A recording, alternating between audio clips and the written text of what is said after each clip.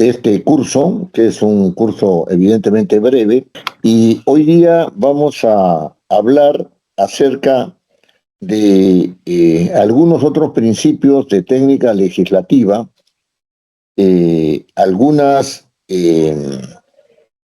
vamos a hacer algunas referencias a los conceptos operativos de la técnica legislativa que desde mi punto de vista son de suma importancia.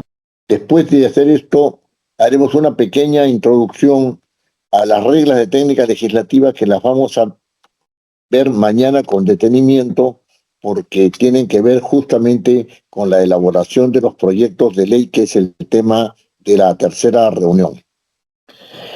Antes de empezar, quiero decirles que este curso va a tener una evaluación, como es un curso corto, no va a ser una evaluación de 10 preguntas, ¿no? Que según las primeras coordinaciones va a ser realizada el día lunes de 17, ¿no? El día lunes 17. Y ya seguramente les indicarán la hora para ingresar.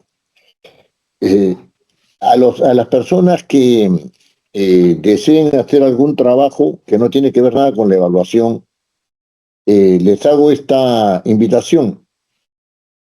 Siempre hay la posibilidad de publicar los trabajos a partir de los cursos.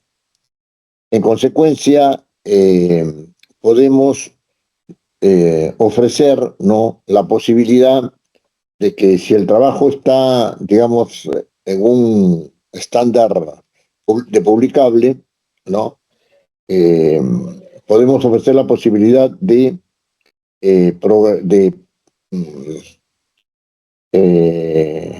publicar el trabajo, ¿no?, tanto en el Centro de Estudios Constitucionales como en la revista Legislar Bien, que es una revista argentina, ¿no?, que está dirigida por la doctora Diana Bichachi y que pertenece a la Universidad de El Salvador.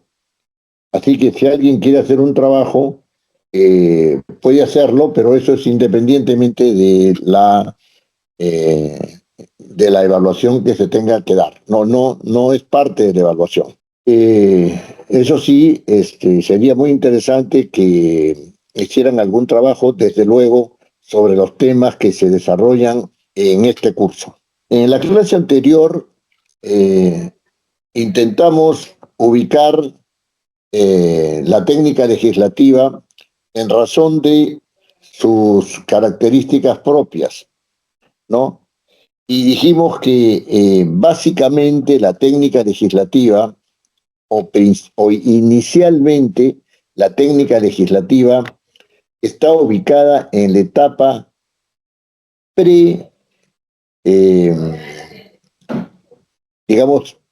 preelaboración de proyectos, ¿no? Esta etapa de preelaboración de proyectos, como su nombre le indica, tiene por finalidad elaborar proyectos, ¿no?, y para ello utilizar todos los instrumentos que son propios de la técnica legislativa. La finalidad, entonces, de la técnica legislativa es llegar a elaborar los proyectos, y la materia de la técnica legislativa es reflexionar sobre todos aquellos instrumentos para después poder aplicarlos con esa finalidad, con la finalidad de elaborar un proyecto determinado.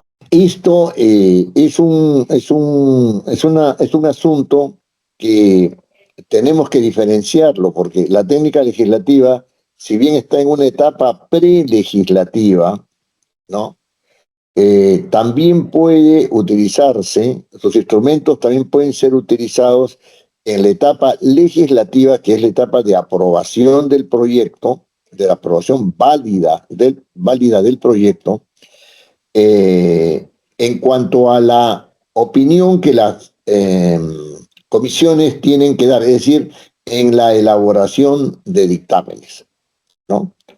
Porque los dictámenes suponen una evaluación del proyecto, y entonces, en razón de esa evaluación, hay que elaborar una nueva fórmula ¿no es cierto? O justificar la fórmula inicial del proyecto, ¿no? Por medio de una fundamentación adecuada.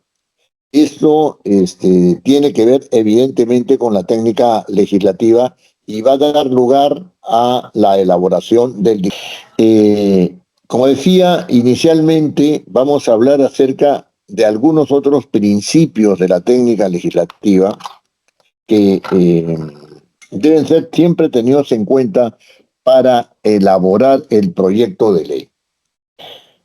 En la clase anterior del día de ayer hablamos de 5 principios, nos referimos a 5 principios. El principio de restricción de la libertad, ¿no es cierto?, por medio de la ley, ¿no? El principio, la técnica legislativa apunta, ¿no es cierto?, a restringir la libertad por medio de la aprobación de un proyecto de ley, pero tiene que elaborarse el proyecto de ley para que pueda ser aprobado. Después estaba el principio de necesidad, que es el que surge de la apreciación del problema que se quiere resolver. Después había un tercer punto, que es el de razonabilidad, que yo lo llamaba de adecuabilidad, en el sentido de que tenía que haber una solución que fuera adecuada al problema, ¿no? Adecuada al problema. También nos referimos al principio de seguridad jurídica, por el cual la norma tiene que hacerse previsible. Y también tocamos el principio de legitimidad, diferenciando la legitimidad de origen, ¿no es cierto?, de la legitimidad de gestión, ¿no? Son 2 tipos de legitimidad cuyo punto de equilibrio, desde el punto de vista tanto jurídico como político, es sumamente espinoso, ¿no?, de hallar, sumamente espinoso de hallar. Desde luego que estos principios, ¿no?, son principios que dan lugar a algunas preguntas que se tiene que hacer la persona que está elaborando el proyecto y, por ejemplo, en el caso de la restricción de la libertad, tiene que preguntarse el que hace el proyecto si esa restricción de la libertad, ¿no?, es necesaria o no es necesaria, ¿no es cierto? Está acorde o no está acorde, ¿no?, con la naturaleza del problema y con la libertad que el ser humano tiene para manejar también estos problemas. En este caso, la libertad está dada por una decisión de carácter institucional, político, que es la votación en el Parlamento, ¿no? Y también tendríamos que preguntarnos si es que hemos evaluado bien el problema para darnos cuenta de que la necesidad está justificada en cuanto a la dación de una norma. Desde luego que a estas preguntas se adicionan otras, como por ejemplo la adecuabilidad. ¿Es proporcional, no es cierto? Más que proporcional, es adecuada esta forma de mirar la legalidad para enfrentar el problema que nos invita a presentar el proyecto de ley. ¿Es esto repetible? ¿Puede ser esto repetible como un comportamiento previsible? ¿No es cierto? Y ahí estamos hablando del principio de seguridad jurídica, y también tenemos que hablar de la legitimidad en el sentido de si es que este hecho no solamente tiene que ver con la decisión que pueda tomar el órgano competente, ¿no es cierto?, en este caso el Parlamento, ¿no?, justificada por el tema de la elección, sino que eso se llama legitimidad de origen, ¿no? Y si es que sería acorde con la legitimidad de gestión, ¿no es cierto? Legitimidad de gestión. Es bueno que como método para ingresar, para ingresar a la elaboración del proyecto de ley, se planteen estas preguntas, y siempre es bueno plantearse preguntas, ¿no?, para ver si la respuesta que estamos dando o la posición que estamos tomando es una posición lo más correcta posible, ¿no? Ahora, aquí tenemos que ver otros principios que también son importantes y que se adicionan a estos. Estos que he nombrado tienen un carácter más bien general, los otros van siendo principios más específicos, ¿no? Principios más específicos. Fíjense, hay un principio que es el principio de la completitud, ¿no? Un principio de la completitud. Este principio tiene que ver con la materia legislable. ¿Qué cosa quiero decir con esto? ¿Cuándo es, no es cierto, que mi apreciación del problema, ¿no?, ha hecho surgir una alternativa que está mirando la solución al problema en todas sus aristas? En todas sus aristas. Es decir, yo voy a dar una norma, ¿no es cierto?, para solucionar el problema, pero tengo que mirar de enfrentar jurídicamente ese problema en todos sus aspectos. A eso se refiere el principio de completitud, ¿no? Les voy a dar, aunque es solamente por razones didácticas, no porque esté de acuerdo con las leyes declarativas, pero estas son un buen ejemplo para ilustrar esto, ¿no? Yo puedo decir, declárase de interés general, ¿no es cierto?, la creación de la Universidad de Oruro, por decir un nombre cualquiera, en la región tal, ¿no? Oruro sabemos que pertenece a Bolivia, pero eso no tiene ninguna relevancia, ¿no? Entonces, si yo hago esa declaración a solas, ¿no es cierto?, entonces estoy, digamos, estoy dejando de lado el principio de completitud, porque yo tengo que encargarle a alguien, ¿no es cierto?, encargarle a alguien que se preocupe sobre ese asunto, ¿no? Y le digo al Ministerio de Educación, ¿no es cierto?, que se encargue de realizar los trámites correspondientes para que la universidad quede, ¿no?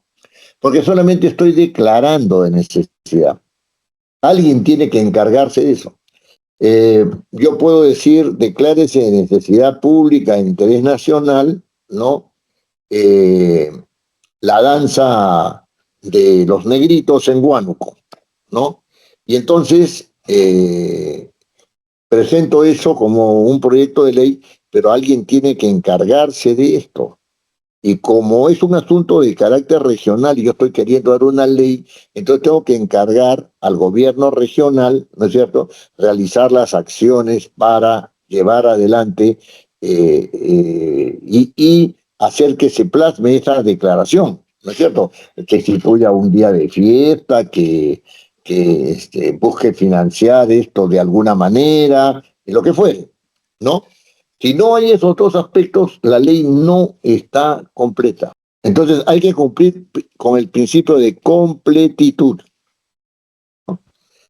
El otro principio que hay que trabajar bien, es un principio importante, es el principio de temporalidad de la norma, ¿no? Vamos a ver esto con mayor detenimiento más adelante. La temporalidad de la norma, ¿no?, tiene que ver con cómo yo entiendo la duración de la norma. Y hay aspectos en la norma que duran, que tienen permanencia, y hay otros aspectos en la norma que son eminentes, cuya duración es transitoria, algunas veces instantánea, ¿no?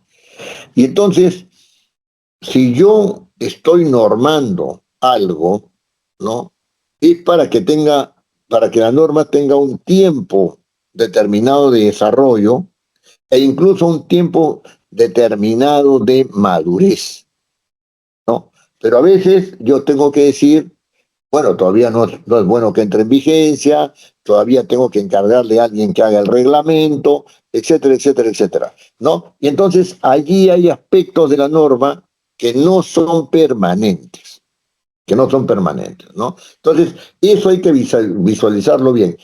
¿Qué normas van a ser permanentes en el tiempo hasta que se deroguen? O sea, no tienen término, ¿no es cierto?, de cumplimiento, no tienen ningún término, ¿no? Y hay otras normas que sí tienen un término de cumplimiento. En algunos casos inmediato, en otros casos algo prolongado en el tiempo, pero se sabe cuál es el momento en el cual las normas ya no van a ser más normas. El otro término es el término de competencia.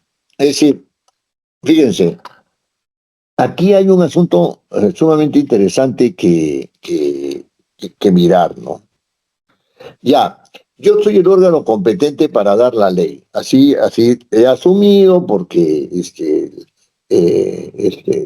el Parlamento tiene que dar esta norma, ¿no? El Parlamento tiene que dar esta norma.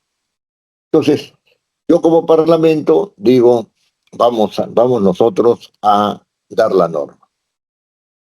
Pero una de las cosas que siempre se deja de lado, que no se viabiliza, ¿no?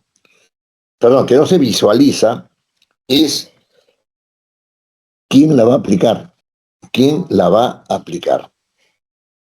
Entonces, cuando hablamos del principio de competencia, ¿no? Ya se determinó que la competencia es del Parlamento para darla, pero se ha determinado cuál es el ente competente para aplicar la norma.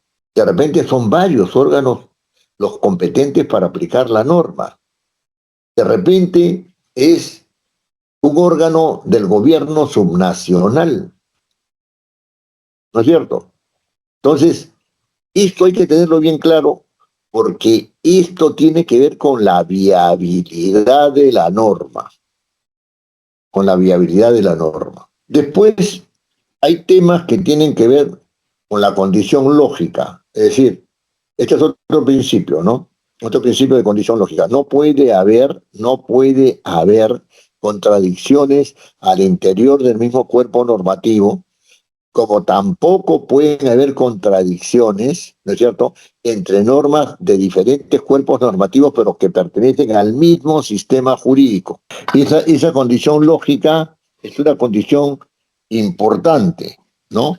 Y está unida a otras condiciones lógicas, como son la condición de inclusividad, o sea, donde se entiende de que las normas cuando se desarrollan están unas insertadas dentro de las otras. Pueden estar correlacionadas también, pero el principio de inclusividad significa que las normas están unas dentro de las otras. Y esto se va a ver con mayor claridad cuando hablemos en un momento posterior de esta clase, ¿no?, acerca de los aspectos nucleares y complementarios en la construcción de las normas, ¿no? Y el otro principio final es el principio de sucesividad, ¿no? Él es un principio en el sentido que ordena, ¿no? Que ordena las normas. Es decir, si yo empiezo con el artículo número 1, ¿no es cierto? Tengo que continuar hasta el final con el artículo 50, con el artículo segundo o con el artículo 354, uno tras del otro, ¿no? ¿Qué cosa sucede cuando uno inserta un artículo? Entre el artículo 58 y el artículo 59 se propone insertar un artículo. Para no romper el principio de sucesividad, hay que insertar el artículo colocándole un literal en mayúsculas. Dice 58A. O sea, si es entre el 58 y el 59, entonces se pone 58A y después sigue el 59. ¿Ya? Porque ahí hay un tema que tiene que ver con las referencias. No se puede, si se inserta un artículo entre el 58A y el 59, no se puede decir que el artículo 59 se convierte en 60 y que el que insertado, ¿no es cierto?, se convierte en el artículo 59. No se puede. Porque hay problemas de referencia.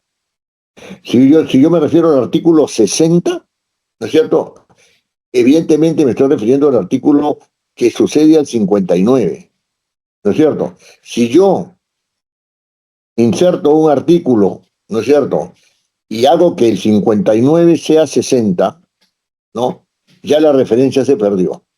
Ya la referencia se perdió. Entonces, este principio de sucesividad es interesante y también se aplica, ¿no es cierto?, a los incisos o por ahora llamaremos incisos, numerales, literales, etcétera, pero la relación de sucesividad en los literales va a ser, por supuesto, la sucesión del abecedario. Y cuando la sucesión del abecedario no dé más porque se ha llegado a la Z, entonces se empezará A, B, B, C, C, etcétera, ¿no? Para tener consistencia literal. Muy bien. Estos principios, ¿no es cierto? Son principios que tienen que estar claramente establecidos en la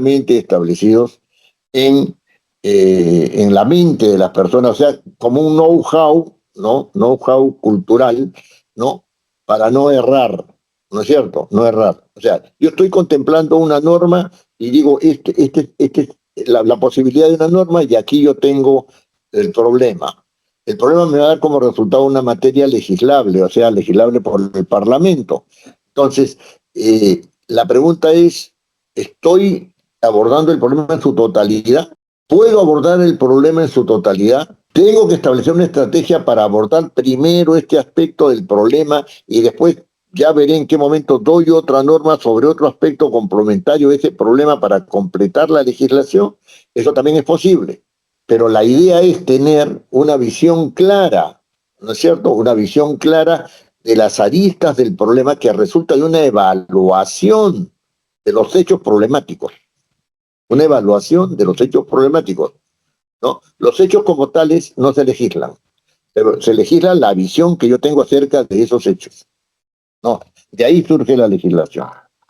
Y en cuanto a la temporalidad, también, ¿no es cierto? Fijarse bien, o sea, estas van a ser las normas permanentes, estas van a ser las normas transitorias, ¿no es cierto? Este es el órgano competente para dar la norma, si soy yo, pero ¿cuál es el órgano competente para aplicarla? ¿No es cierto? Habría que ver, por ejemplo, hay temas relacionados con la minería y con la agricultura sobre los cuales quieren ejercer competencia o el Ministerio el Ministerio de Energía o el Ministerio del Ambiente o el Ministerio de Agricultura o el Ministerio de Energía y Minas, ¿no es cierto? O sea, hay cosas, hay competencias cruzadas, no hay competencias cruzadas, etcétera, ¿no? Hay políticas intersectoriales, todo este asunto se ve con el tema de la competencia, ¿no? Y la condición lógica, la inclusividad y la sucesividad tienen que ver con el armado del texto, ¿no? Con el armado del texto, del texto mismo. Muy bien. Estos principios, ¿no? Informan, junto con los que vimos en la clase anterior y que he reiterado al inicio de esta clase, ¿no? Informan, o sea, permiten dar forma una serie de recursos que son, digamos, de una aplicación más inmediata para la elaboración de proyectos de ley. Y eso es lo que se llaman los conceptos operativos, ¿no? Los conceptos operativos. Muy bien.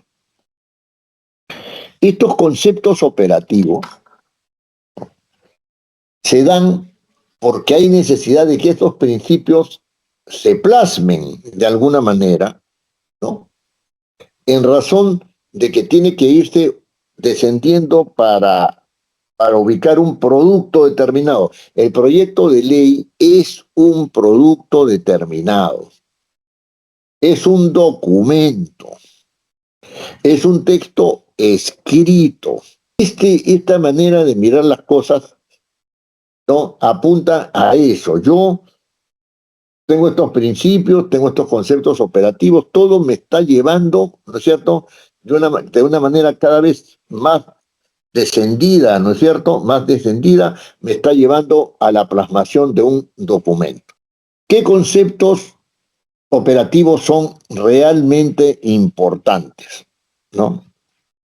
Vamos a hablar de la materia legislable y vamos a hablar del campo legislable, ¿ya? De la materia legislable y del campo legislable. Cuando se habla de materia legislable, ¿no es cierto?, se sobreentiende que esta es una materia que puede ser objeto de la ley, ¿no? Pero hay materia legislable que puede ser objeto de un decreto supremo, de una resolución, de un acuerdo, ¿no es cierto?, de mesa directiva, ¿no?, de una resolución suprema, ¿no?, de una resolución directoral, es decir, todas tienen materia legislable. La materia legislable evidentemente está en un ámbito de competencia, ¿no? Creo que eso ya ha quedado claro. Pero ¿de dónde surge la materia legislable? ¿Qué se entiende por materia legislable? Este concepto es un concepto un poco huidizo. Vamos a tratar nosotros de conceptualizarlo con los límites, con los mejores límites que logremos. Si yo digo que hay materia legislable para dar una ley, entonces esa materia tiene que ser o debería ser, ¿no es cierto?, objeto de tratamiento solo por el Parlamento. Perfecto. Hasta ahí llegamos. Ahora, esto quiere decir que si el Parlamento da leyes, y yo quiero modificar una ley, derogar una ley, interpretar una ley, ¿no es cierto? Ese hecho de querer, ¿no es cierto?, hablar sobre una norma que ya está dada y querer modificarla, interpretarla, ¿no es cierto?, indican que ya hay materia legislable porque la ley ha sido dada por el Parlamento. Y entonces no hay ninguna duda de que hay materia legislable si es que yo quiero modificar la ley orgánica del Poder Judicial o si quiero modificar la ley orgánica de los gobiernos regionales o si quiero modificar la ley de pensión de gracia. Ahí no hay ninguna duda de que hay materia legislable. Tampoco hay duda de que hay materia legislable si es que yo voy a tratar materia propia de los decretos legislativos. No hay duda de que hay materia legislable, porque los decretos legislativos tienen jerarquía de ley porque el Parlamento le ha delegado facultades al Poder Ejecutivo y el Poder Ejecutivo, en uso de esas facultades, ha establecido, ¿no es cierto?, los decretos legislativos correspondientes. Ha aprobado los decretos legislativos correspondientes. Ahí no hay ninguna duda. Tampoco hay ninguna duda de que hay materia legislable si yo voy a modificar un decreto ley. Los decretos leyes están dados por gobiernos de facto, ¿no? Hay decretos leyes del gobierno de Fujimori, ¿no es cierto?, que todavía están vigentes. Entonces, yo quiero modificar ese decreto ley, ¿no? Y entonces no hay absolutamente ningún problema. O sea, todo lo que haya sido dado por el Parlamento, que haya sido dado por el Poder Ejecutivo al amparo de la delegación de facultades, y todo lo que se haya dado en gobiernos militares como decretos leyes, ¿no es cierto?, no dejan ninguna duda sobre su tratamiento por el Parlamento, porque todos ellos tienen materia legislable por el Parlamento. También, pero ya entramos en una reflexión un poco más detenida, ¿no?, hay materia legislable cuando el Parlamento ejerce control. Pongan atención en lo que estoy diciendo.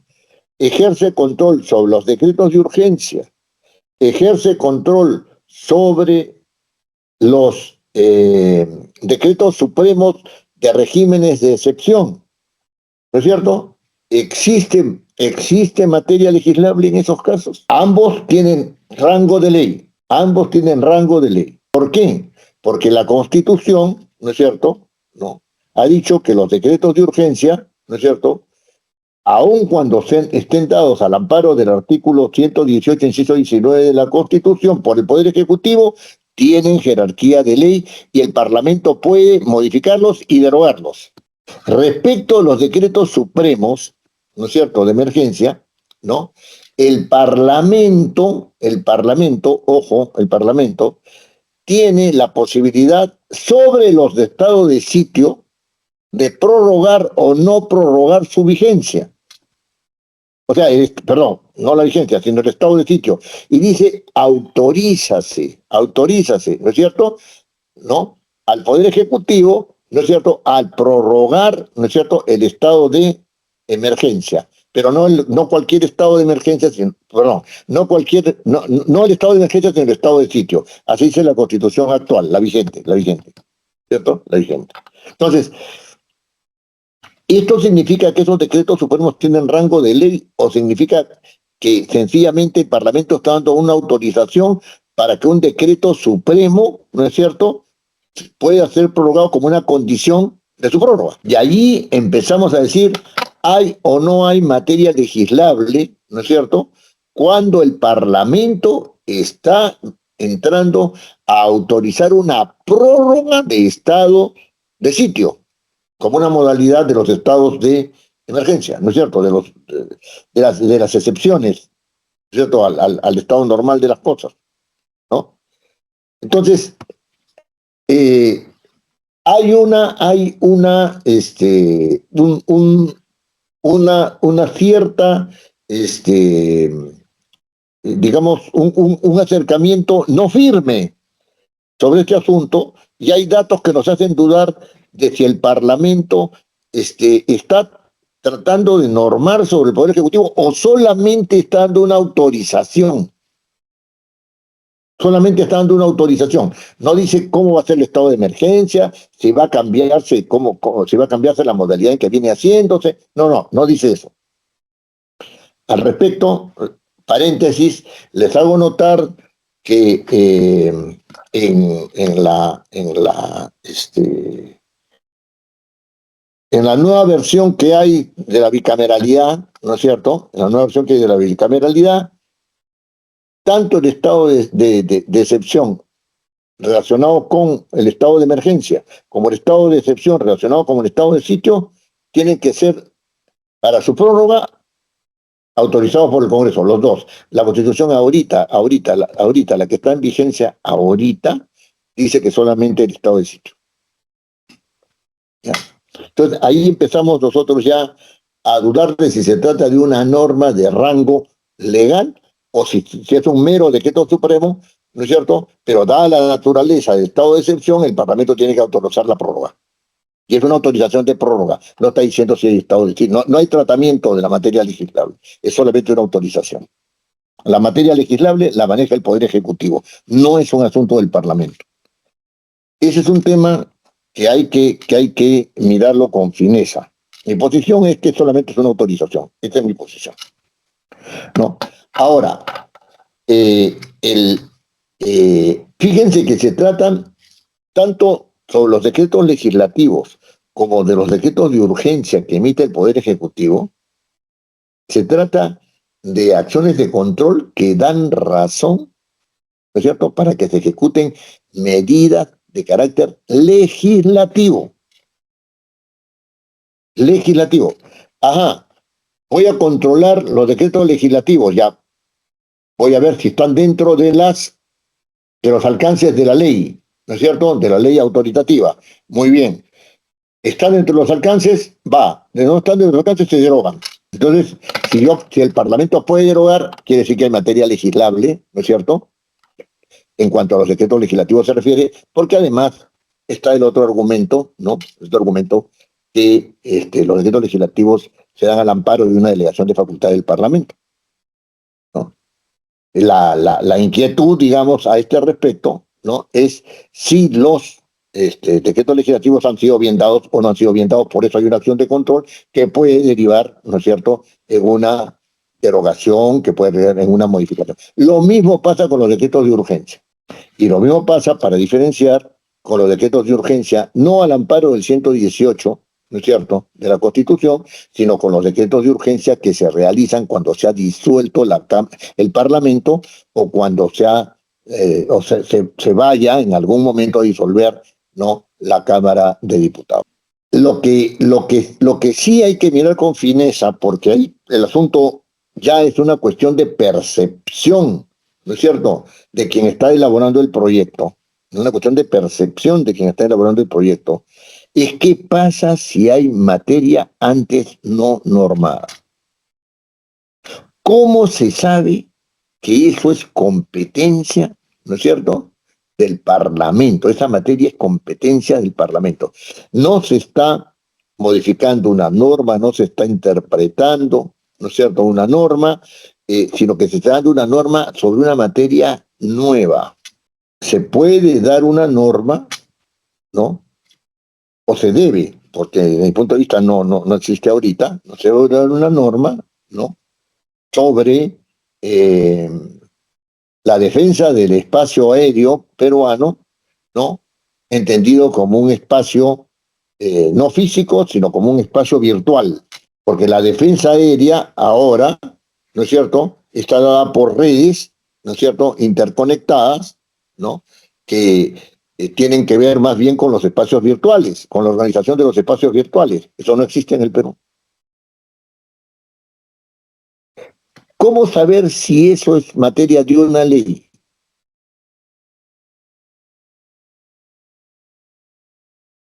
Muy bien. Como no hay el argumento cierto, como en los casos, como no hay una forma de referirse para obtener un argumento cierto, entonces lo que va a determinar la materia legislable por el Parlamento es la importancia, ¿no es cierto?, de la materia que se plantea. Y esa materia, ¿no es cierto?, tiene que ver con la importancia que se le dé al mismo tiempo, con la importancia que se en las políticas, a esa materia en las políticas establecidas por el Poder Ejecutivo. Eso es una determinación de carácter político, no es una determinación de carácter técnico. ¿Se dan cuenta? De carácter político y de carácter técnico. Ahora, hay también otras, para determinar la materia legislable, hay otros asuntos que tienen que ver con normas que realmente existen, pero que pertenecen a la jurisdicción supranacional. Está prohibida la pena de muerte. Por lo tanto, esa no es una materia legislable por el Parlamento, porque el Perú ha suscrito, ¿no es cierto?, el Tratado de San José. Ahí no hay materia legislable porque existe una norma que lo prohíbe, pero esa norma no es parte de la jurisdicción peruana, sino de la jurisdicción supranacional. Ha sido suscrita por el Perú y se ha incorporado como una sugerencia de la circunscripción supranacional, ¿no es cierto?, de la jurisdicción supranacional, pero no ha nacido del Parlamento mismo. El Parlamento puede pronunciarse en contra de esa norma o no, porque no es de su autoría. No puede porque la ha aprobado. Este tipo de normas que de derechos humanos las aprueba el Parlamento. ¿Puede contradecir su propia forma el Parlamento? La puede contradecir, pero eso significa que hay un lío, ¿no es cierto?, con los países firmantes, porque no se puede desestimar un convenio firmado, un tratado firmado de parte. La denuncia es de parte, pero dura como 5 o 6 años, ¿no es cierto?, que las demás partes acepten. Entonces, por eso es que se firman los tratados con reservas y qué sé yo. Pero bueno, ese es otro tema. Pero a lo que voy es a eso, ¿no? La negación de materia legislable por el Parlamento, ¿no es cierto?, porque el Parlamento mismo ha dicho que no va a legislar sobre esa materia. Otra cosa interesante, la determinación de la materia legislable, no es un asunto sencillo. Es sencillo en tanto que yo modifico otra ley, etcétera, ¿no? Todo lo que quiera, ¿no? Y que, como hemos dicho, hay momentos en los cuales uno propone una modificación, etcétera, y si es una norma de rango legal, no hay ningún problema, eso es materia legislable por el Parlamento. No hay ningún problema. Se puede abocar el Parlamento, ojo, a normar materia de competencia de otros entes. ¿Se puede abocar? Hay materia legislable. Si es que lo que se está debatiendo, ¿no es cierto?, no es competencia del Parlamento, sino que es competencia de otros órganos del Estado. Por ejemplo, el Parlamento puede dar una ordenanza municipal, puede dar una ordenanza regional, tampoco puede. Esas materias, las materias de las ordenanzas municipales están en su ley orgánica. El Parlamento no puede invadir la ley orgánica vigente. No es competencia del Parlamento, salvo que en uso de sus atribuciones constitucionales, ¿no es cierto?, quiera modificar las leyes orgánicas, porque eso sí es competencia del Parlamento y las regiones no pueden modificar la ley orgánica. Y allí hay aspectos que son que hay que mirarlos con fineza. Hay que mirarlos con fineza. Por ejemplo, el Parlamento puede dar todas las leyes que quiera, sobre las materias que quiera, o sea, sobre las materias legislables que crea y que sean de su competencia, ¿no es cierto? Evidentemente, salvo que la misma Constitución le diga que no puede darse un proyecto de ley sobre modificación de, de las circunscripciones en las cuales se organiza el Perú, sobre circunscripciones territoriales, no puede. No puede dar un proyecto de ley, no puede. El proyecto de ley le pertenece al Poder Ejecutivo. El Parlamento puede presentar un proyecto de ley, materia legislable, sobre la cuenta general de la República, no puede. Esto es iniciativa del Poder Ejecutivo. Está establecido en la Constitución.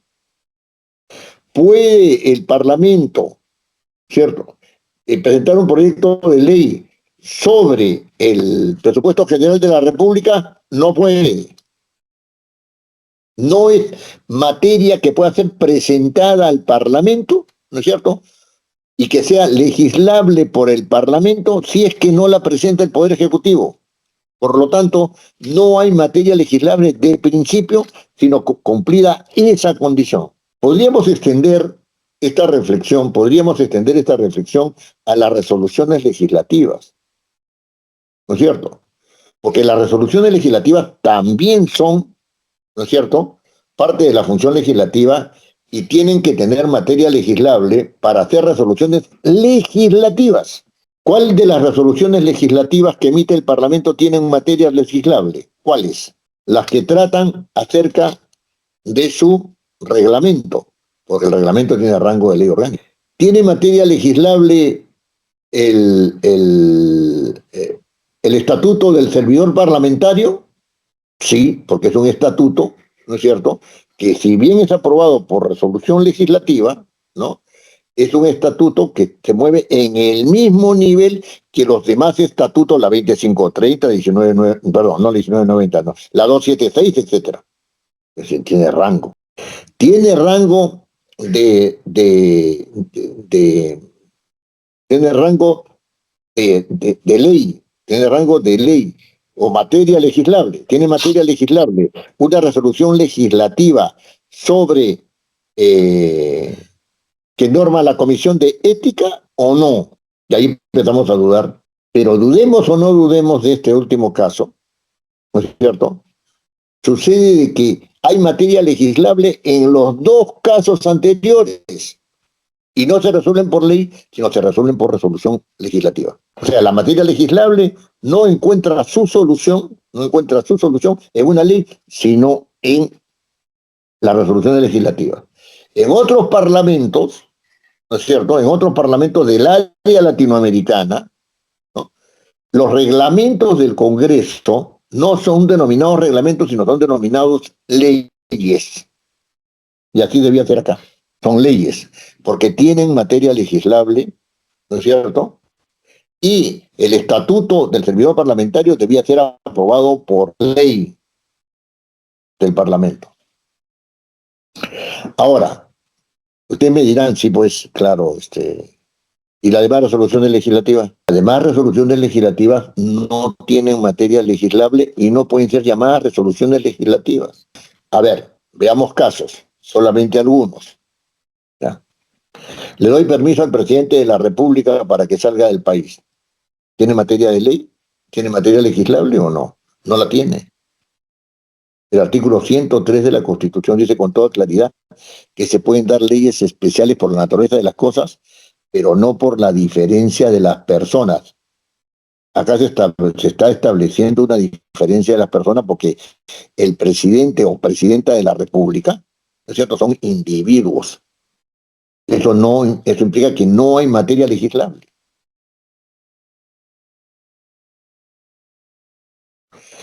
En segundo lugar, por ejemplo, el caso del nombramiento de la ratificación del presidente del Banco Central de Reserva, que ha sido nombrado por el señor presidente de la República, ¿no es cierto?, y que viene el Parlamento para ratificación, se aprueba por resolución legislativa. ¿Tiene materia legislable? No la tiene el señor Velarde, tiene nombre y apellido propio, y es en razón de su nombre y apellido que aparece en esa norma. Eso no es materia legislable.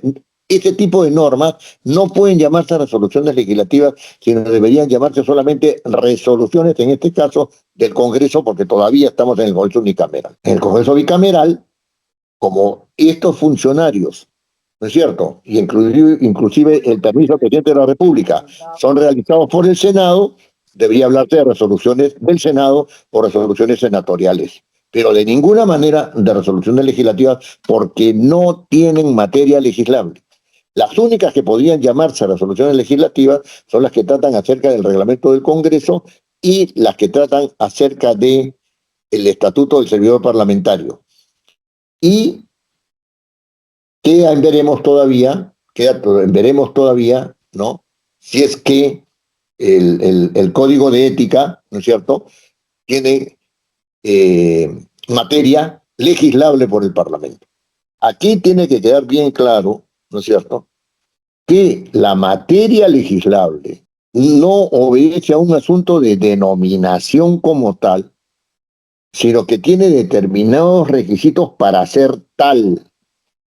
Y entonces presentar un proyecto de ley o armar un proyecto de ley está en razón de eso.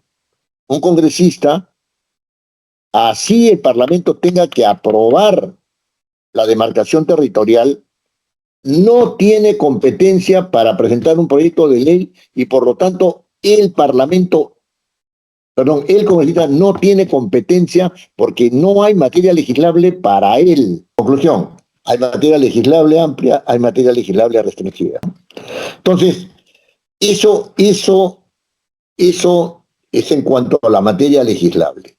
Ahora, si es que se quiere, en cualquier caso de la materia legislable, ¿no es cierto?, decir que hay materia legislable, se pueden dar los casos que hemos señalado, pero hay una condición. Materia legislable ubica a todos los individuos que van a ser afectados por el presunto proyecto de ley en una misma circunstancia. La materia legislable por el Parlamento coincide con la generalidad de la ley. No puede haber materia legislable que no implique la generalidad de la ley. Y la generalidad de la ley significa que alcanza a todos aquellos que se encuentran en la misma situación, ¿no es cierto?, y que esa situación es problemática y que se tiene que ser afrontada por ley para que sea resuelta. General no significa que es para todos los peruanos, no.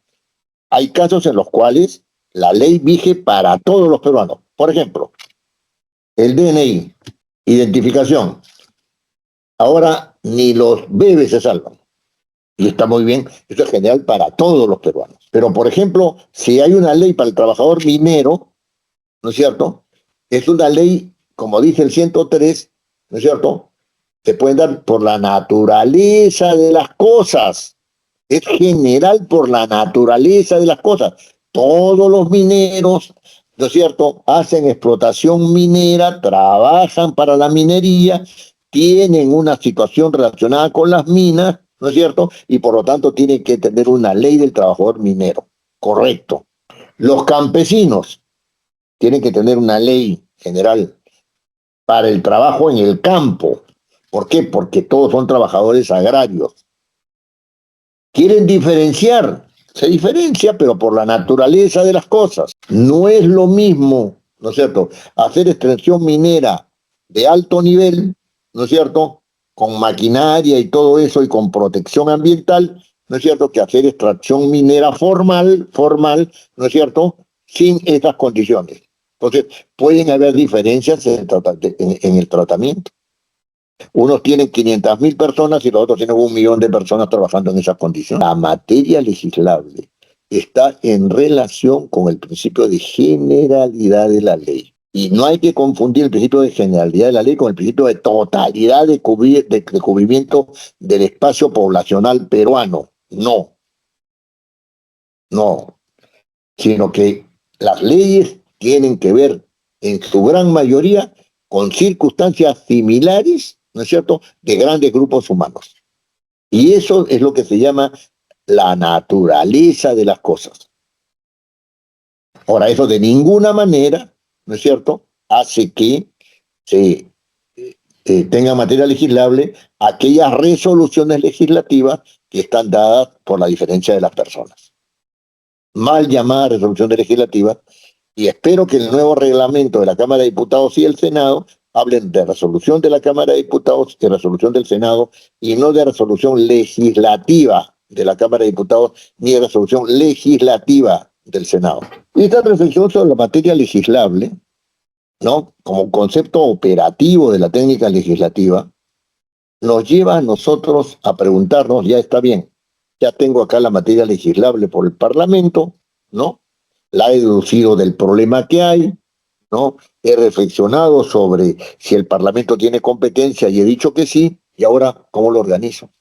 ¿Cómo organizo esa materia legislable, ¿no es cierto?, para que el texto legal tenga un orden determinado. No puedo poner, ¿no es cierto?, vamos a legislar acerca del problema y coloco el problema. Vamos a legislar acerca de lo que yo entiendo por la relación con el Parlamento y coloco la relación con el Parlamento. Ahí estamos haciendo otra cosa menos hablar de un proyecto. Y entonces, ¿cómo se organiza, no es cierto, esa materia legislable?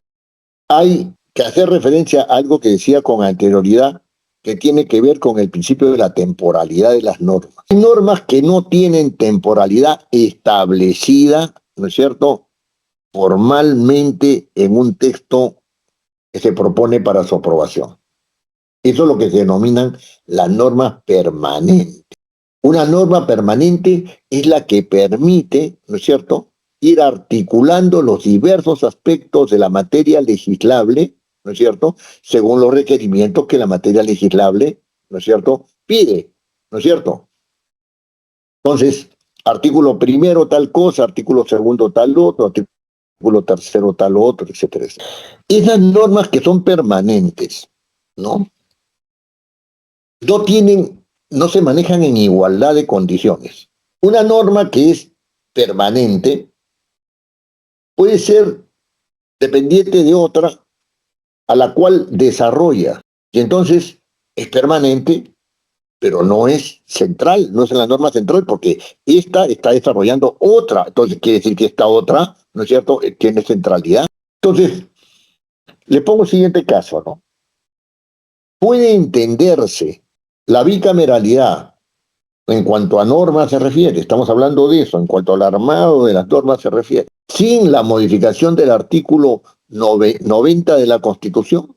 Si yo en el artículo 90 de la Constitución digo el poder legislativo, ¿no es cierto?, radica en el Parlamento, el cual se compone de dos cámaras. Entonces, y en el artículo 102B, 102A y 102B, normo, ¿no es cierto?, cuáles son esas dos cámaras, ¿no es cierto? Ya me decía en el artículo 90, la Cámara de Senadores y la Cámara de Diputados. Y ahí normo. A la Cámara de Diputados le va a corresponder esto, a la Cámara de Senadores le corresponde esto otro. Este 102A y 102B pueden entenderse sin el artículo 90 o no. No pueden entenderse en el artículo 90. No pueden entenderse. Son un desarrollo del artículo 90 que dice, ahora el Parlamento no tiene una, sino tiene dos cámaras. Y la Cámara de Diputados y la Cámara de Senadores. Y cada una, 102A y 102B, va a tener estas atribuciones.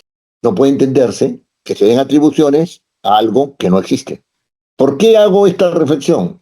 Porque hay normas que son nucleares. En el Código Penal, ¿no?, se hablaba de las normas sustantivas, ¿no?, y las normas procesales, ¿no? Bueno, yo lo interpreto, ¿no?, en el sentido de que las normas sustantivas, ¿no es cierto?, son normas permanentes, ¿no?, como lo estoy diciendo acá, y además que ser normas permanentes, ¿no?, son normas que tienen un núcleo determinado. De ese núcleo determinado, ¿no es cierto?, hay un desarrollo. El Código Procesal Penal, ¿no es cierto?, es un desarrollo del código sustantivo, ¿no? Si yo digo cuál va a ser el procedimiento para juzgar a alguien que incurrió en el delito, lo encuentro ahí en el Código Penal, en el Código, perdón, de procedimientos penales. Lo encuentro ahí, Código Procesal. Lo encuentro ahí. Ese código no tendría ninguna razón de ser en cuanto a procedimiento si es que no existe el Código Penal. No existe. El Código de Procedimientos Penales no tiene ningún sentido. Entonces, esas normas son normas de desarrollo. ¿Son normas permanentes? Sí, muchas de ellas son normas permanentes, ¿no es cierto? Y en consecuencia, desarrollan. Fíjense, en el Manual de Técnica Legislativa del Parlamento, en la tercera edición, ¿no?, que es de 1920, si no me equivoco, ¿no?, en esa tercera edición se dice que las normas, ¿no?, complementarias, ¿no es cierto?, en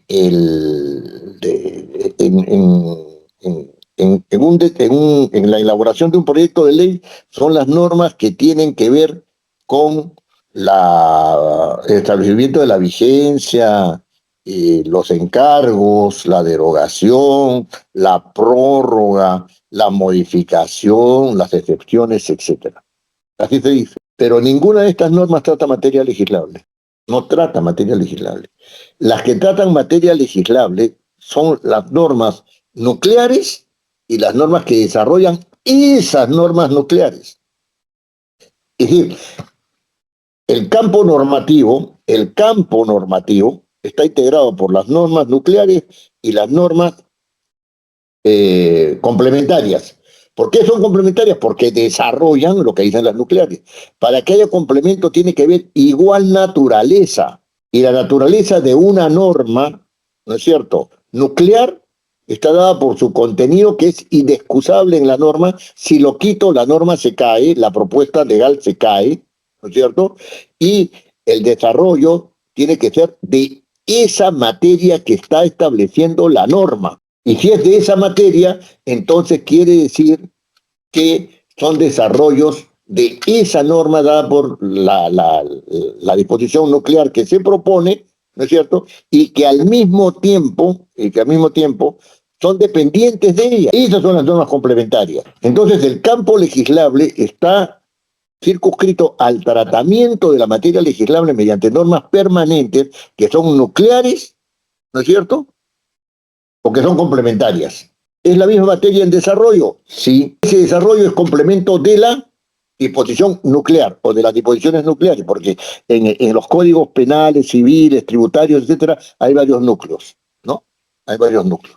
Entonces, este punto, ¿no es cierto?, es el que nos permite a nosotros pensar de que es posible organizar la materia legislable en base al tratamiento de la materia por normas que son nucleares y por normas que son complementarias, ambas de carácter permanente en cuanto a su temporalidad. Y entonces, ¿qué sucede con las otras? ¿Qué sucede con las normas como la de la vigencia, la de los encargos, la derogación, la prórroga, la modificación, las excepciones, etcétera? Estas normas no poseen materia legislable.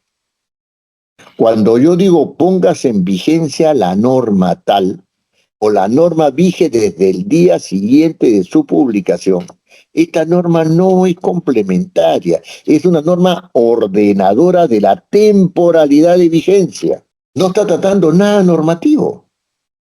No tiene materia legislable. ¿Cuál sería la materia legislable de decir esta norma vige desde el día siguiente de su publicación? ¿Cuál sería? No existe. Por lo tanto, no forma parte del campo legislable porque no es nuclear ni es complementaria. Tampoco es una norma permanente, porque la vigencia de la norma se cumple con el hecho de que la norma diga cuándo vige. Es una norma totalmente transitoria. Si yo digo, la presente norma entre vigencia al día siguiente de su publicación, ¿no es cierto?, al día siguiente de su publicación, Al día siguiente de su publicación entra en vigencia y ahí muere esa norma. ¿Qué efecto causa? Que la norma es aplicable. Pero no se puede invocar nuevamente la vigencia. No se puede. Ya vejió. Si yo digo, derógase la disposición tal, ¿cuándo se cumple la derogación? Cuando la vigencia diga. O sea, la vigencia de la derogación se diga, derógase las disposiciones de la presente ley, ¿no es cierto?, al 31 de diciembre del presente año. Entonces no quedan derogadas antes.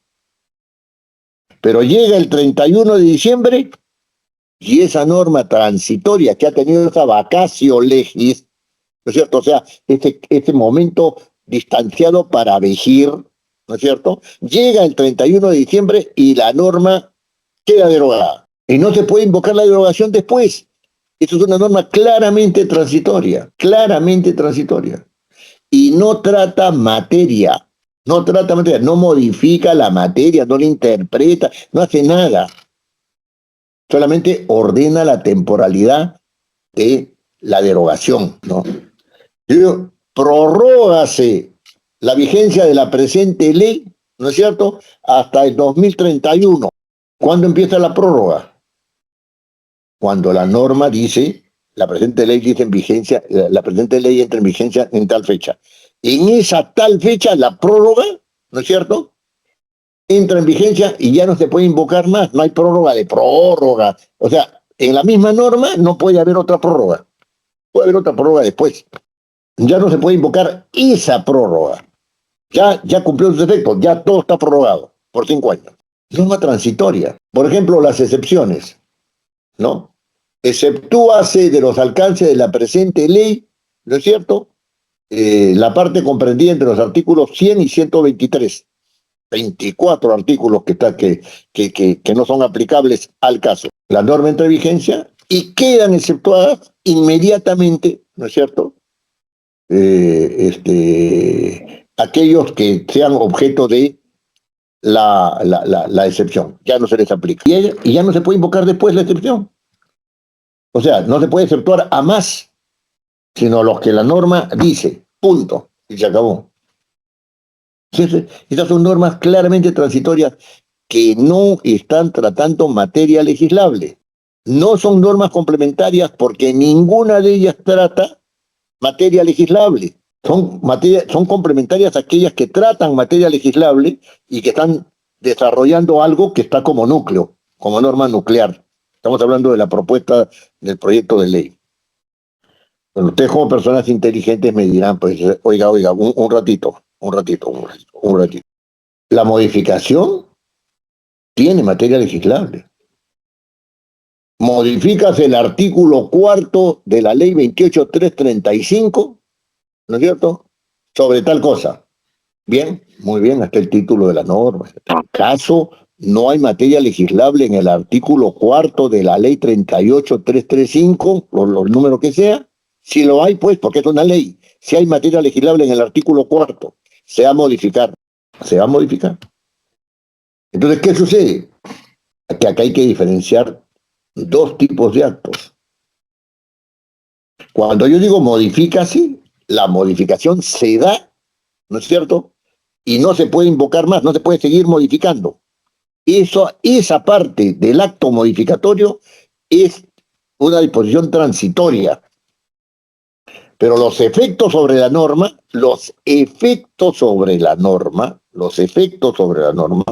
¿no?, desde la modificación, ¿no?, no son transitorios, son permanentes. Entonces, ahí hay dos tipos de actos. Cuando la afirmación que yo hacía, no puedes seguir modificando eso que ha sido modificado, no puedes. Ya lo modificaste. Perfecto, ya no puedes. Pero eso que has modificado sí tiene materia legislable. La modificación en sí, el acto de decir modifícase, es transitorio. El acto de decir que esta es la norma modificada en este sentido es un acto permanente.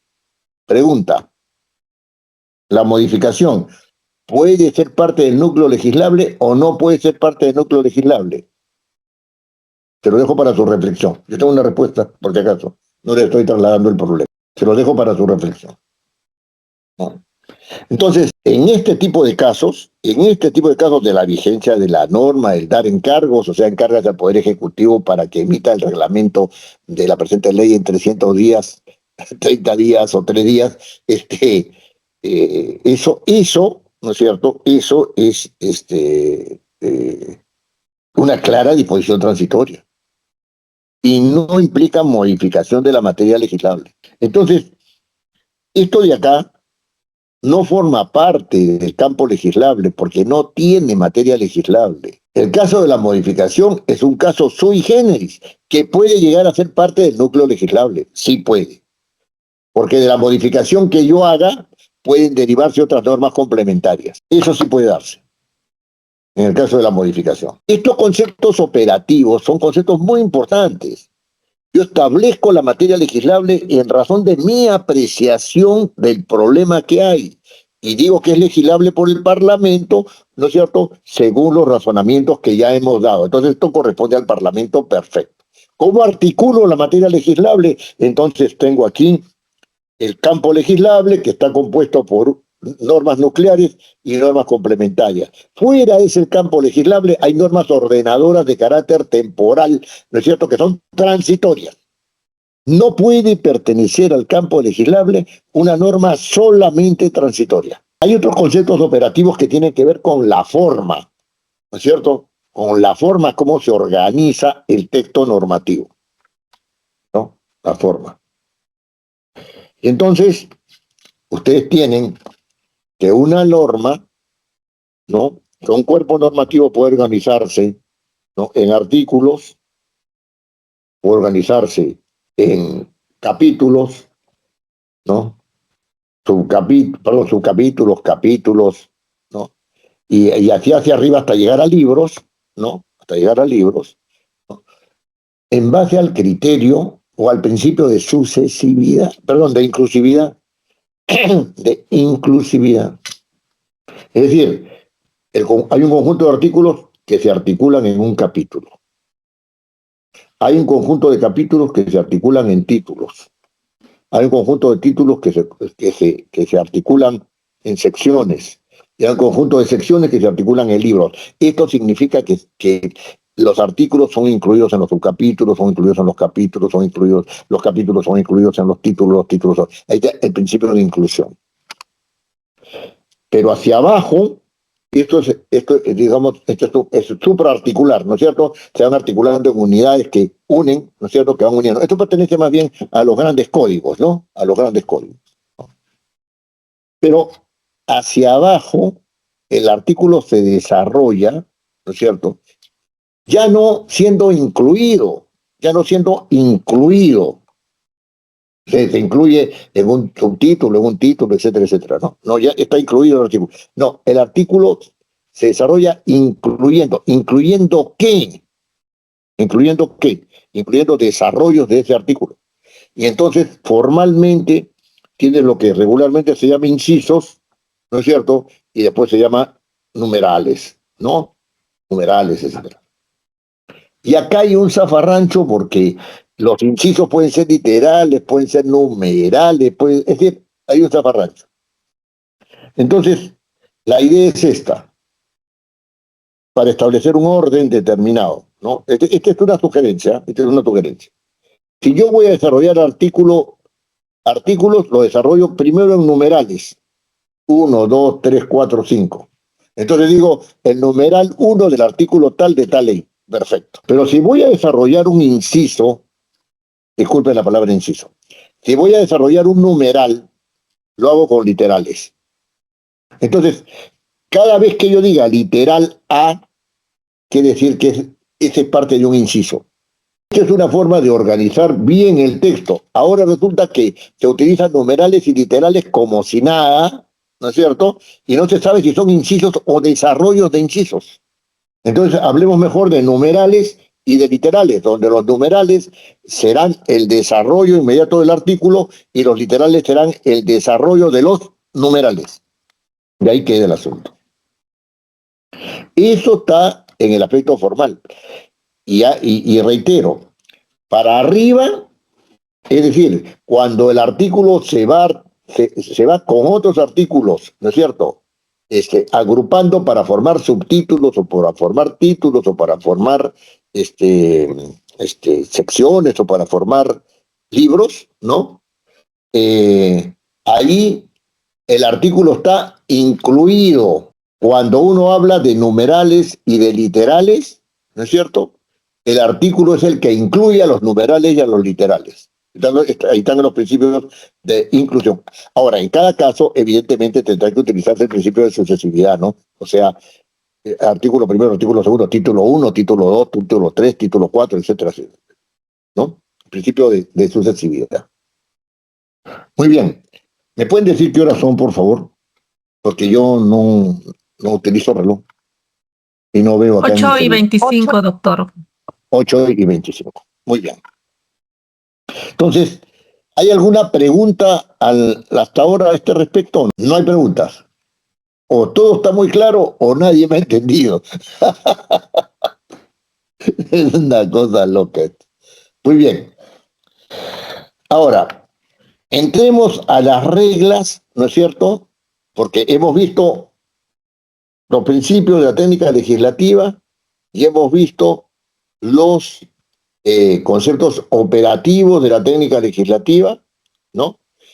Y entonces, ahora lo que vamos a ver, lo que vamos a entrar hoy día es a las reglas de técnica legislativa, a las reglas de técnica legislativa. Fíjense, ¿qué cosa es una regla de técnica legislativa? ¿Qué cosa será una regla de técnica legislativa? ¿Es lo mismo una regla de técnica legislativa que una norma? Las reglas de técnica legislativa sirven para hacer normas, pero ellas mismas son normas. Quiere decir que tienen que ser, tienen que tener la característica de meterse dentro de la jerarquía normativa, que tienen que ser coactivas, que tienen que tener legitimidad, etcétera. No pasa eso. Las reglas de técnica legislativa tienen una naturaleza distinta, ¿no es cierto?, a la de las normas. Las reglas de técnica legislativa señalan el camino, ¿no es cierto?, que hay que recorrer desde el inicio hasta el final para obtener un proyecto de ley o para obtener un dictamen, ¿no es cierto? Pero como estamos hablando del proyecto de ley, quedémonos ahí. Ese camino, ¿no es cierto?, no implica obligatoriedad. Figúrense ustedes, voy a poner un ejemplo. Una regla de técnica legislativa. Ubique bien cuál es el problema que se quiere resolver. Digo que el problema que se quiere resolver es A, ¿no es cierto? Y otra persona dice, yo creo que el problema hay que mirarlo desde otro punto de vista y que tiene que resolver B. Estamos entendiendo que las dos opiniones son serias, que no son tonterías y que están marcando una perspectiva. Si yo me determino por una, excluyo la otra. Y si me equivoco, ¿soy objeto de sanción o no? Para que hubiera sanción, tendría que decirse cuál es la falta, ¿no es cierto?, y cuál es la sanción correspondiente. Vamos a ponernos a realizar clasificación de faltas respecto de cómo se concibe o no se concibe un problema. Eso si llegáramos a este extremo inaudito, ¿no? Inaudito, francamente, ese extremo sería ya inconstitucional, porque estarían prácticamente diciendo hay que pensar de esta manera y no hay que pensar de la otra para afrontar este problema, lo cual pues es inaceptable. Si no tienen las características de la norma, ¿qué son? Las reglas, ¿no es cierto? Son indicaciones para lograr un fin y pueden ser indicaciones más o menos acertadas que pueden al mismo tiempo ser objeto de reflexión, de precisión o de descarte por los usuarios. Con la norma no se puede hacer eso. Yo digo, esta regla de técnica legislativa no se aplica. Vamos a ver ese caso, ¿eh? Vamos a ver ese caso. Entonces, una regla de técnica legislativa, siendo una regla de técnica legislativa, no es aplicable al caso. No todas las reglas de técnica legislativa son aplicables a un caso de elaboración de proyectos. Si yo puedo dejar de lado una regla, ¿qué obligatoriedad tengo de cumplirla? ¿Quién me obliga a cumplirla? Ejemplo, la regla de técnica legislativa dice, la redacción del texto, ¿no es cierto?, tiene que hacerse en singular. Tiene que hacerse singular. Y entonces estoy hablando de un delito en banda. Y pongo la norma, uy, me está obligando a hablar en singular. Entonces, el que actúe en banda, ya, quiere decir que actúa él y otros. Y si yo soy demasiado suspicaz, agarro y digo el que actúa en banda. O sea, ¿hay alguien que puede actuar en banda solo? No. Entonces, está aplicado el singular. Pero esa norma es aplicable a uno. Esa norma es aplicable, el que actúe en banda tendrá tal cosa. ¿No es cierto? Ahora, si yo cuando caracterizo la banda, digo, hay diferentes roles, este es el rol del que concibe, este es el rol de que manda la ejecución, este es el rol del que consigue las armas, este es el rol del que hace de campana y este es el rol de los que entran al local. ¿Tengo que hablar en singular o en plural? Y si lo hago en singular, ¿no es cierto? Puede ser que cometa un error. ¿Quién me lo hace notar? Aquel que está evaluando la norma. Pero por eso me van a sancionar, me van a meter a la cárcel, me van a llamar, me van a hacer me van a mandar una amonestación por escrito, etc. Entonces, fíjense, las reglas de técnica legislativa, por su naturaleza, son reglas que son indicadoras de un procedimiento que lleva a plasmar la finalidad de la técnica legislativa, que es la elaboración de un proyecto, pero las cuales se manejan con una flexibilidad que no es una flexibilidad que esté dada para las normas, ¿no? Y que además son perfectibles por la persona que las está utilizando. Ahora ustedes me dirán, bueno, entonces es un asunto eminentemente personal, individual. No hay que confundirse. Porque estas reglas de técnica legislativa se plantean para que los miembros de una determinada institución, en este caso el Parlamento, tengan criterios comunes para manejarse, ¿no es cierto?, respecto de la elaboración de proyectos de ley. Y entonces, lo que se busca con las reglas de técnica legislativa no es convertirlas en normas obligatorias. El manual dice, el manual es de uso obligatorio, etc. Y si es de uso obligatorio, el que le incumple, ¿qué? No pasa nada. Y además el manual ni se tiene en cuenta para hacer los proyectos, lo cual está muy mal. El manual podrá tener un montón de problemas, pero si implica obligatoriedad, debería ser respetado por todos, pues no.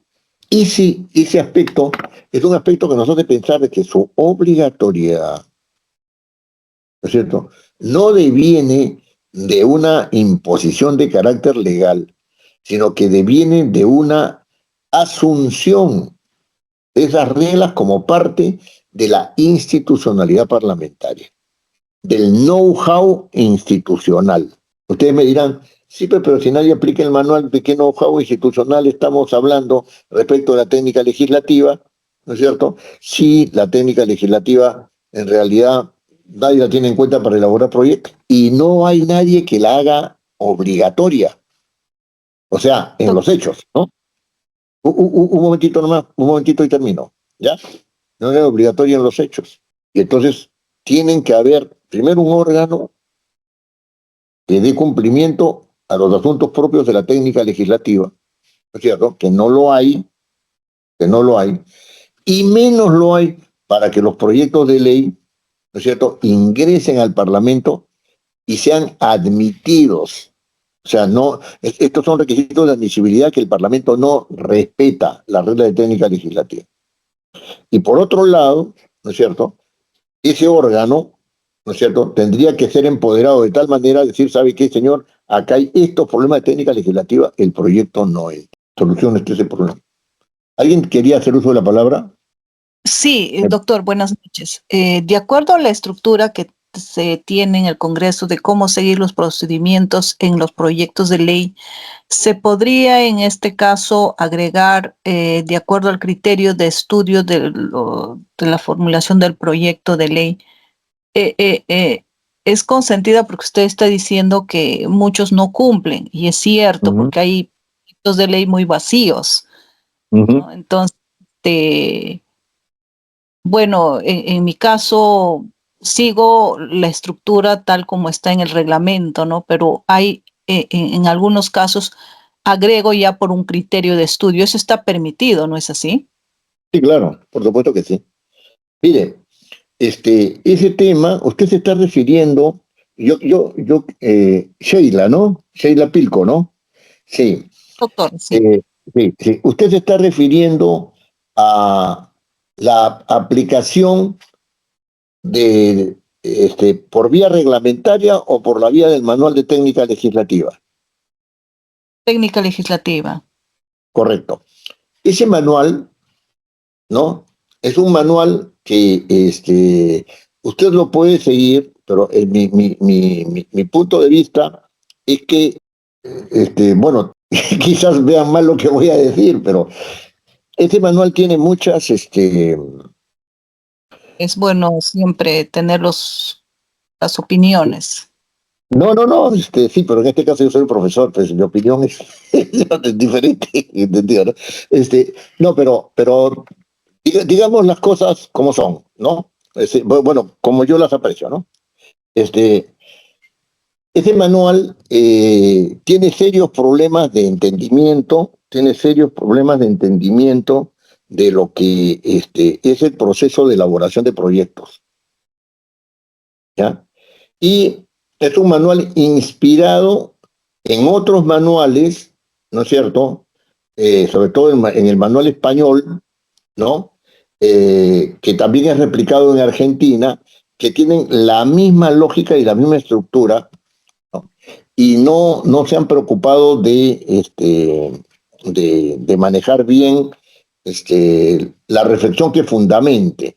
Por ejemplo, en este manual de técnica legislativa a que usted se refiere, este manual de técnica legislativa no tiene una exposición de motivos. Cuando digo exposición de motivos, es cuáles son los fundamentos por los cuales yo propongo que el manual, que el trabajo para elaborar proyectos sea esto. No existe eso. Correcto. Sí. Y como no existe, entonces puede poner más o menos lo que a la persona que se juegue por eso, o al grupo de personas que se jueguen por ese manual, se puede poner eso. Mire, entre el manual del 2013 y el manual del 2020, si usted compara los manuales, el manual azul y hay un manual azul con blanco, el primero, y el azul el último, no hay mayor diferencia, no hay mayor diferencia. Y fíjese, en el segundo manual se estableció una parte de redacción de los textos, ¿no es cierto?, que era un conjunto de definiciones, ¿no es cierto?, que tenían que ver mucho con reglas de la Real Academia Española de la Lengua. Y en el tercer manual se quitó eso. Y en el tercer manual se dice que se ha quitado eso. Pero no se dice por qué. Porque eso no era, ¿no es cierto?, no eran indicaciones de redacción, eran indicaciones era como como un diccionario. Un diccionario no te enseña a redactar, ¿no es cierto? Y si alguien está interesado en una crítica seria del manual de técnica legislativa del Parlamento, ahí en los materiales que se les ha enviado, ¿no es cierto?, disculpen ustedes nuevamente que me refiero a mí mismo, no me gusta hacerlo, pero en el libro sobre ciencia de la legislación que yo he publicado, ahí hay una parte donde se hace un análisis minucioso del manual de técnica legislativa y se señala cuáles son cuáles son todas sus debilidades. Pero para que no crean que yo soy un crítico que no propone nada, en ese mismo manual, en esa misma relación de textos que ustedes tienen, hay un manual de técnica legislativa también propuesto por mí, ¿no es cierto?, donde yo aplico todos los críticos, o sea, evito todos los defectos resultantes de las críticas que he hecho en el libro anterior. Ahora, ustedes pueden leer los dos y leer los manuales de técnica legislativa del Congreso y hagan una reflexión sobre algunos aspectos que hay ahí y saquen sus propias conclusiones. Pero mi punto de vista es que ese manual está mal hecho. Yo no acostumbro a eludir los problemas cuando son de mi competencia. Muy bien. Entonces, ese punto de las reglas de técnica legislativa, ¿no es cierto? Hay que mirarlo como una ayuda para elaborar el proyecto de ley desde el principio hasta el final, ¿no?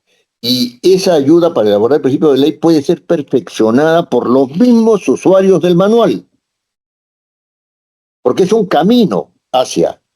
No te estoy diciendo, haz esto, lo otro, y vas a tener que hacer esto, y te va a resultar un proyecto. No. Te están diciendo, sigue este camino, ¿no es cierto? Y si hay algo que tienes que mejorar, algo con lo que no estás de acuerdo, algo que no, etcétera, entonces puedes modificar el criterio y utilizar un criterio distinto.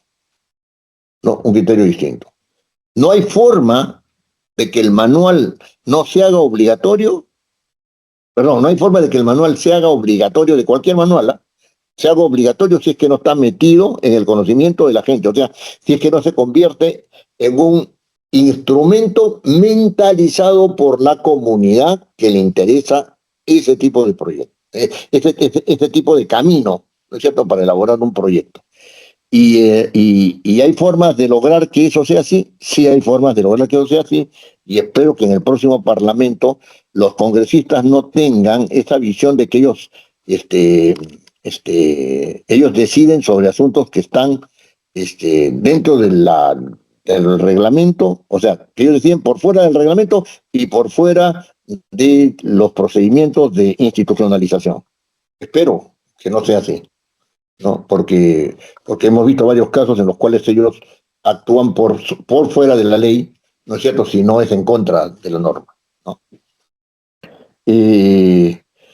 Entonces, aquí las reglas de técnica legislativa, ¿no?, tienen varios ámbitos. Por ejemplo, uno de ellos es el ámbito de la materia legislable, ¿no? O sea, la primera regla de técnica legislativa es determine cuál es el procedimiento determine cuál es el problema que se quiere resolver. Y la segunda regla de técnica legislativa es determine cómo usted lo resolvería. ¿Cuál sería su propuesta para resolverlo?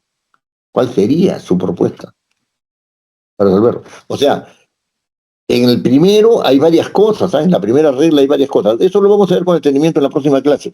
Pero hay varias cosas. Ahí está la determinación de la materia legislable. ¿Hay materia legislable o no hay materia legislable? O sea, de lo que hemos hablado ahora, ¿no? Hemos hablado ahora. Y después hay una parte donde se dice determine usted cuál es la norma nuclear y cuáles son las normas complementarias. Determine eso es fundamental para articular bien, ¿no es cierto? Y para favorecer una interpretación adecuada de las normas. Si sabe cuál es la norma nuclear, la interpretación tiene que referirse a esa norma nuclear, ¿no es cierto? Tiene que tenerla como base y no agarrar las normas sueltas, ¿no? Agarrar las normas sueltas así, bueno, acá dice tal cosa, entonces tiene que interpretarse de tal manera. ¿Y la norma nuclear qué dice? No dice nada, ¿no? Ahí está. Y después hay reglas que tienen que ver con la viabilidad de la propuesta. Y la viabilidad no solamente se refiere a asuntos técnicos, sino también a asuntos políticos. Uno puede haber hecho un trabajo enorme. El señor Piz, ¿no es cierto?, en su última época como congresista, Henry Piz, ¿no es cierto? Su hermano Franklin fue mi profesor en la universidad, sí, pero estamos hablando de Henry, ¿no? Hizo un esfuerzo enorme para modificar la Constitución. Incluso hay publicaciones a ese respecto. Ese esfuerzo enorme no tuvo viabilidad política. Ahí están todos los libros con todas las reflexiones hechas sobre las modificaciones constitucionales. No tuvo viabilidad política. Los señores de Perú Libre, ¿no es cierto?, presentaron con con su mejor ánimo una serie de proyectos para cambiar el capítulo económico de la Constitución, para cambiar, etcétera. Podían tener, eso no lo sé, podían tener razón o no, técnicamente, etcétera, incluso desde su perspectiva política. No procedió por cuestiones políticas. O sea que ahí ese ámbito de la viabilidad no escapa, de la técnica legislativa, no escapa una visión política de las cosas. Hay normas de estilo en la redacción de un proyecto de ley, sí, hay normas de estilo, hay un estilo propiamente legislativo. Por ejemplo, una regla, también lo vamos a ver en su momento determinado, cuando uno ya está redactando, es que las normas no argumentan. En las normas no se explica nada. Las normas son conclusiones. ¿Por qué? Porque las normas mandan. No están discutiendo si mandan o si no mandan. Las normas tienen un efecto mandatorio. Que después ese efecto disminuya, se amplíe, lo que fuera, eso es otra cosa. Pero la intención de hacer una norma es para que se cumpla. Y por lo tanto, no hay discusiones en las normas. O sea, esto es lo que dice la norma. La discusión puede venir por interpretación, sí, pero cuando uno elabora una norma, no está pensando de que la norma, ¿no es cierto?, va a ser discutible y por lo tanto no va a ser aplicable. No. Está pensando de que la norma, ¿no es cierto?, rige para ser cumplida. Como decían los antiguos latinos, la norma no argumenta, sino que manda. ¿No? Es una regla de estilo legislativo, por ejemplo, ¿no? Y después está el famoso formato del proyecto de ley, ¿no? Si uno no entiende todas estas cosas, el formato del proyecto de ley lo hace como cualquiera. No pasa nada, está normal ahí. Las reglas de viabilidad, por ejemplo, las reglas de viabilidad son reglas que pueden llegar a decir, allá, acá hay un problema constitucional, hay que superarlo. Entonces hay que argumentar para superar ese problema constitucional. Porque si no, todo el mundo se va a tirar encima porque el problema no ha sido solucionado. Hay un problema constitucional. Ya, entonces uno agarra y argumenta, ¿no? Si no es solucionable, el proyecto se cae. Se va, si es que estamos en la etapa de admisibilidad, se va, se le regresa a su dueño para decir no está admitido, ¿no es cierto? Y en el otro caso, si es que estamos en comisiones porque se pasó, lo enviará pues al archivo. Entonces, hay que ir viendo, ¿no es cierto?, que este camino que se va a recorrer en base a las reglas de técnica legislativa, ¿no?, es un camino ciertamente trabajoso, ¿no? Es un camino que no solamente es trabajoso porque hay que aplicar la regla de técnica legislativa, sino es trabajoso porque también uno tiene que pensar de que esta regla no es aplicable. Si esta regla no es aplicable, ¿para quién la voy a aplicar? Por ejemplo, si el problema constitucional es falso, ¿no? Si está claro que la norma está adecuada a la Constitución, si está claro que la norma no está adecuada a la Constitución, ¿no es cierto? Si el problema es falso, ¿para qué me voy a preocupar de si la propuesta se adapta o no se adapta al texto constitucional? Porque no lo puede contradecir, ¿no? O sea, hay toda una reflexión seria. Cuando uno hace 3, 4 proyectos metiéndose a fondo en el asunto, sale enriquecido de tal manera que al quinto proyecto dice, no, esto va por acá, esto va por acá, esto va por acá. Esto sí se puede superar, esto no se puede superar. Entonces hace el proyecto de dictamen, por ejemplo, si se está en comisiones, de una manera sólida, clara, ¿no? Respecto del problema que se quiere resolver.